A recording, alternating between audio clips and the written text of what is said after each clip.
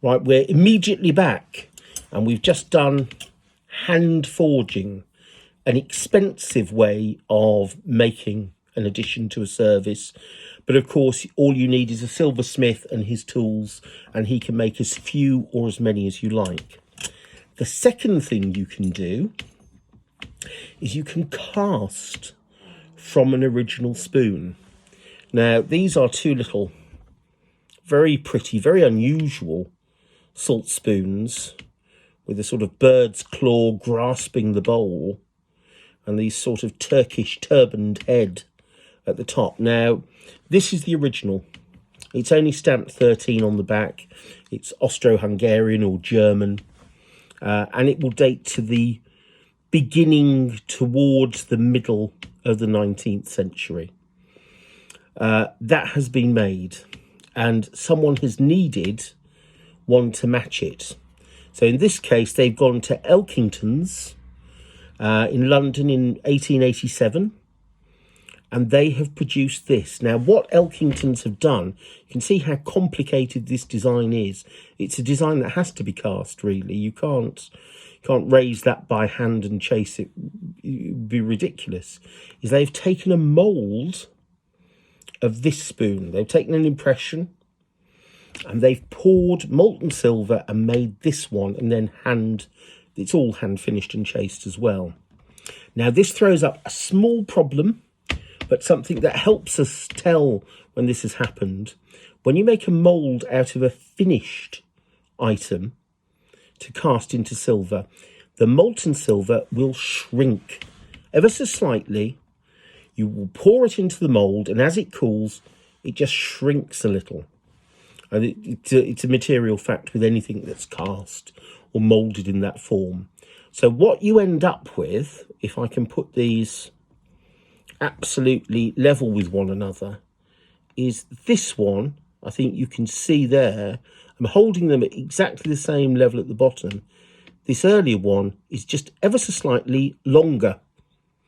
And that's only caused by the reduction in the molten metal cooling, its shrinkage. The bowl is thinner. Again, the bowl has been cast from exactly this mould, but it is just shrunk a little. The stem, it has shrunk a little. The hand grasping the bowl, the one at the top is bigger than the one at the bottom. It's a good technique if you want to produce a number of these.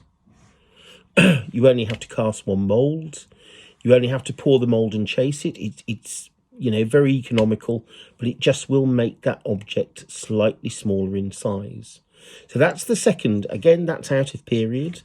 This is 30 or 40 years earlier than this. And obviously one of them has become broken or lost. Not family division in this case, just a servant's carelessness.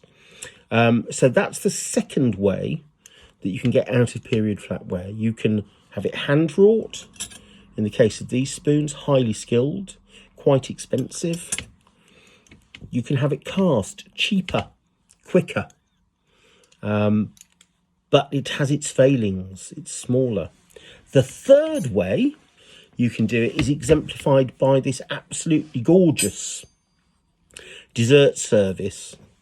And this tells a tale in itself, because both of these pieces are 19th century, but the earlier one, which is this one, which is Viennese by Meyer and Klinkosch of Vienna, 1852, all nicely struck on the back. And this one by Henry William Curry, London, 1872. They are both actually copying an earlier spoon made in Augsburg in about 1760, which is when this fashion for this fiddle pattern, very nice German-style fiddle pattern, absolutely smothered with flowers back and front. It is a gorgeous pattern. And again, this example by Henry William Curry is the only example of this pattern you will probably find in British silver. It is a private die. So in this case, you can see that the Viennese one is bigger. It is bigger, taller than the English example. But importantly, The English example is wider. So this has not been cast. A mould has not been made of this spoon and this one cast. What has happened in this case is Henry William Currie, who did a lot of replicas, reproductions and replacements, particularly of flatware, he has specifically gone to the tremendous expense of cutting steel dies to reproduce this pattern. He's copied it very closely, and they engrave the steel die and they put a silver blank, formed blank into it, and they strike at great pressure the design on the back and the front of the spoon, but it is not completely identical.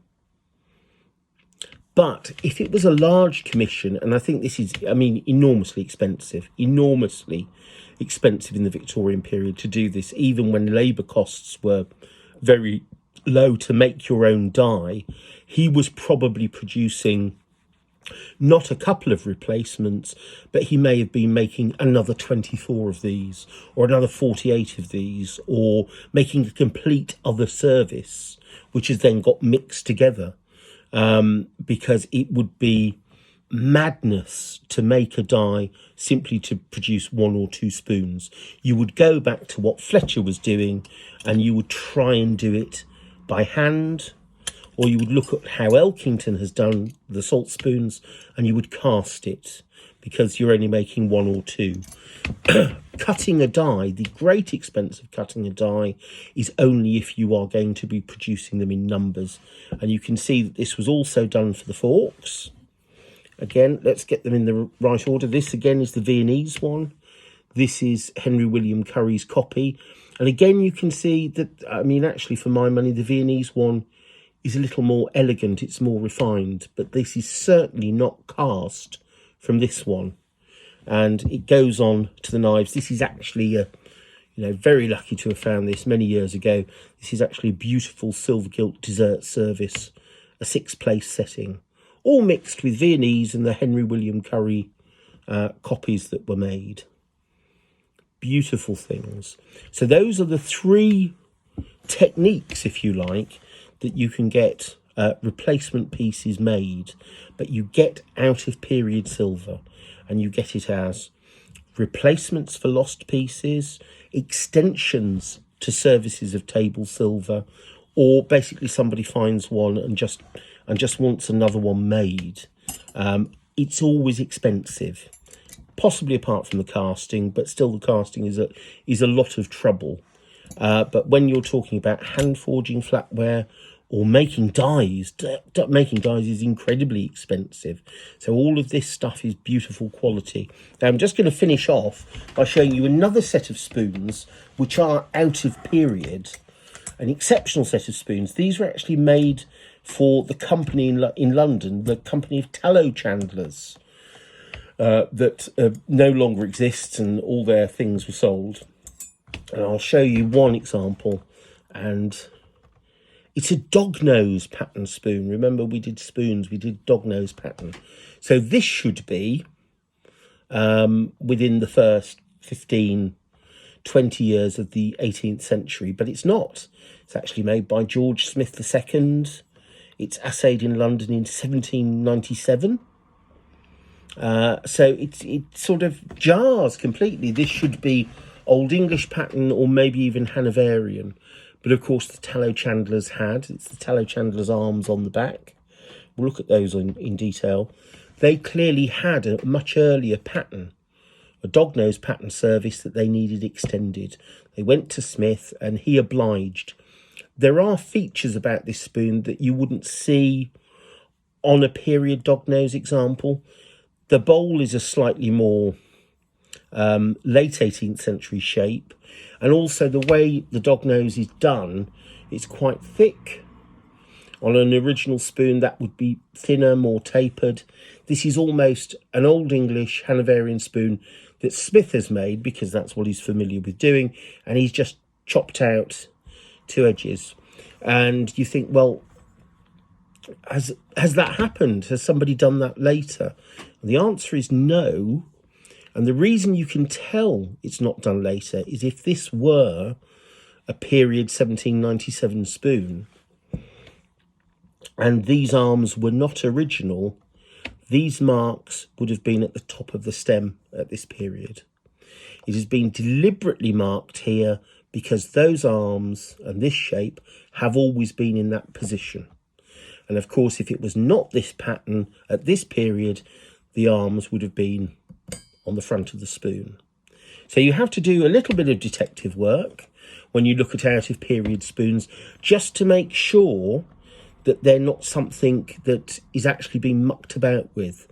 There are lots of mucked about, messed about spoons and forks, people trying to deceive you that they're earlier, but these are true out of period, and therefore I think sort of rare and delightful set. And I can show you, there's an entire set of 12 of them.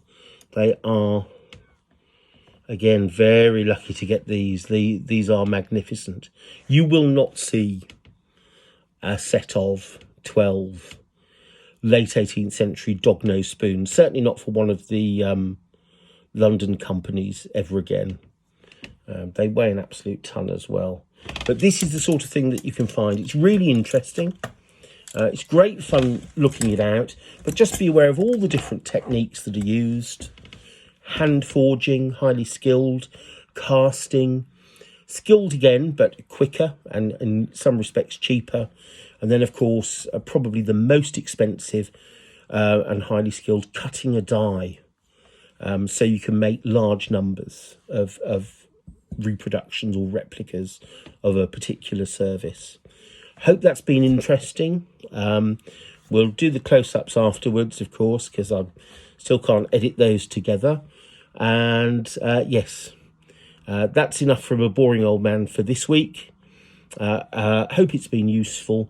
So good antiques hunting and goodbye.